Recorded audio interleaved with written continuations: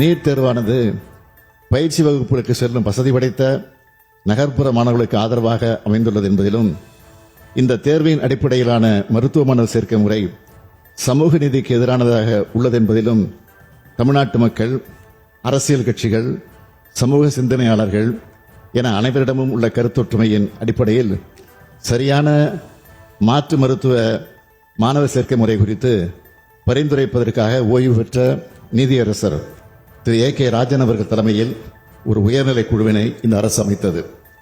அந்த குழுவின் பரிந்துரை அடிப்படையில் இந்த சட்டமன்ற பேரவையில் 13/9/2021 அன்று தமிழ்நாடு மருத்துவ பட்டப்படிப்புகளுக்கான சேர்க்கை சட்டம் 2021 என்ற சட்ட முன்வடிவு ஒருமனதாக நிறைவேற்றப்பட்டும் நீண்ட சட்ட போராட்டத்திற்கு பிறகும் மாண்புமிகு ஆளுநர் ஒப்புதல் வழங்கப்படாமல் மறுபரிசீலனை செய்திட திருப்பி அனுப்பப்பட்டது.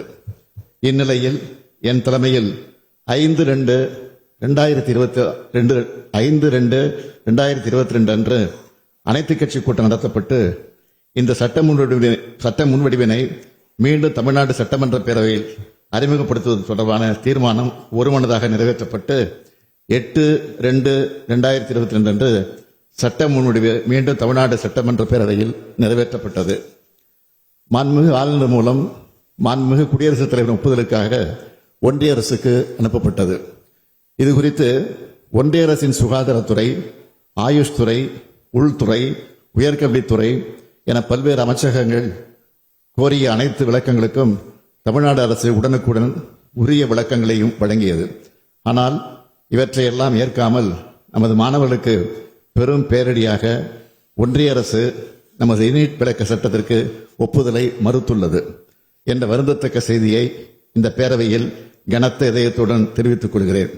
மக்களால் தேர்ந்தெடுக்கப்பட்ட மாநில சட்டமன்றத்தின் மாண்பினை அவமதித்துள்ள ஒன்றிய அரசின் இத்தகைய எதேச்சதிகார போக்கு அரசமைப்பு சட்டம் தந்துள்ள கூட்டாட்சி கருத்தின் வரலாற்றில் ஒரு கருப்பு அத்தியாயம்.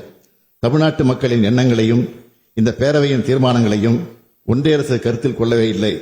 இதனை மக்கள் கவனித்துக் கொண்டுதான் இருக்கிறார்கள். மாண்புமிகு பேரவைத் தலைவர் அவர்களே, ஒன்றிய அரசு நமது கோரிக்கையை நிராகரித்திருக்கலாம். ஆனால் நீட் தேர்வு முறையை அகற்றுவதற்கான நமது போராட்டம் எந்த வகையிலும் முடிந்துவிடவில்லை என்பதையும்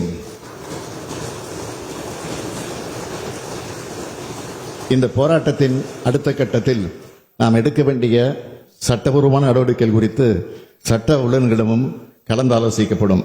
மேலும் இது தொடர்பாக அனைத்து சட்டமன்ற கட்சித் தலைவர்களிடமும் ஒரு கலந்து ஆலோசனை கூட்டம் வரும் 9ஆம் தேதி அன்று மாலை தலைமைச் செயலகத்தில் நடத்தப்பட உள்ளது.